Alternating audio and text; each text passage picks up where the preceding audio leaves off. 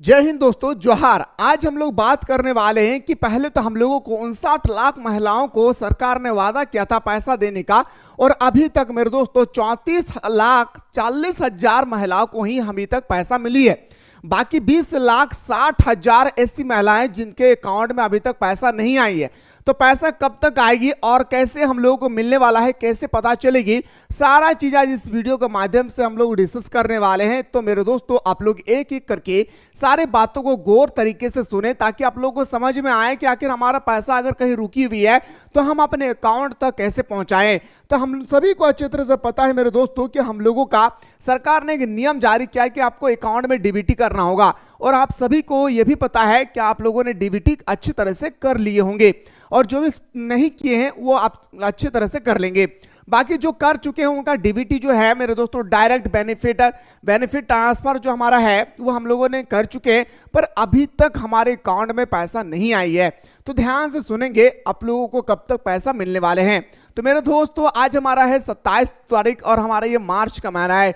सरकार ने यह अनाउंसमेंट किया है कि पूरी तरह से हमारे जो मैया सम्मान योजना की जो सभी लाभुकों के खाते में भेजे जाएंगे, कितना, मार्च तक का 7,500। यानी जिन जिन महिलाओं को पहले पैसा मिल चुकी है उनको अभी मिलने वाला है मेरे दोस्तों। सरहुल त्योहार हमारे जो झारखंड में आने वाले हैं उससे पहले मिलने वाला है एक और किस्त, जिसे हम लोग बोलते हैं 2500 रुपया और मिलने वाले हैं। बाकी जिनके अकाउंट में अभी तक पैसा नहीं आई है उनको मार्च का अंतिम तक, यानी मेरे दोस्तों 31 मार्च तक आपके अकाउंट में पैसा ट्रांसफर कर दिया जाएगा। अगर आपने डीबीटी कर रखा है, और अगर आपने अभी तक डीबीटी नहीं किए हैं तो आप लोग जल्दी से डीबीटी अपने साइबर कैफे के सामने जाकर करवा सकते हैं। अब सरकार ने मेरे दोस्तों हमारा 38,34,000 महिला को ही मेरे दोस्तों यह राशि दिया गया था। अभी तक हमारा 20,60,000 ऐसी महिलाएं जिनके खाते में अभी तक पैसा नहीं आई है। और मेरे दोस्तों, हम लोगों को यह भी पता होना चाहिए कि क्यों नहीं आई है। अब यहाँ पे जो 20,60,000 जो महिला है, थोड़ा सा गौर करेंगे। 20,60,000 जो हमारा महिला है, जो उन्होंने मेरे दोस्तों, सरकार ने कहा है कि हमारा डीबीटी डायरेक्ट बेनिफिट ट्रांसफर अगर आपने नहीं करके रखा है, इस कारण से आपको पैसा नहीं मिली है। एक दूसरा कारण आता है मेरे दोस्तों, रिजेक्शन लिस्ट। क्या रिजेक्शन लिस्ट मतलब होता है मेरे दोस्तों, याद रखिएगा, रिजेक्शन लिस्ट में भी अगर आपका नाम है तो आपको पैसा मिलने वाला नहीं है। अगर आपने डीबीटी कर रखा है तो आपको 100% आपके अकाउंट में पैसा आ जाएगी।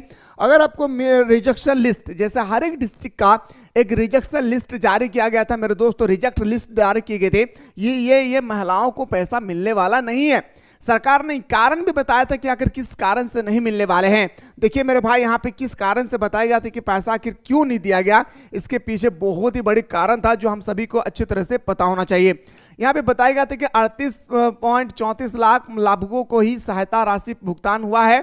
आधार लिंक नहीं होने के वजह से 20,60,000 लाभुकों का भुगतान रोका गया है। आधार लिंक सिंगल नहीं होने के कारण उनके खाते में पैसा को ट्रांसफर नहीं किए गए हैं।